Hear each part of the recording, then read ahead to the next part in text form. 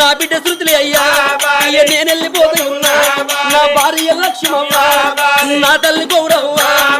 నేను వెళ్ళిపోతున్నా నేను అట్టిగా పోతలేను నన్ను వడగట్టి పాడగట్టి నన్ను పాడల్ల వండగట్టి నలుగురు ఎత్తుకొని నన్ను 10 మంది మొత్తుకుంటా నన్ను కోటింటి కొత్తతోటి నన్ను షాలింటి బట్టతోటి మాదిగింటి దప్పుతోటి నన్ను దాయాన దప్పులతో నన్ను సొన్నాయి దప్పులతో మీరంతా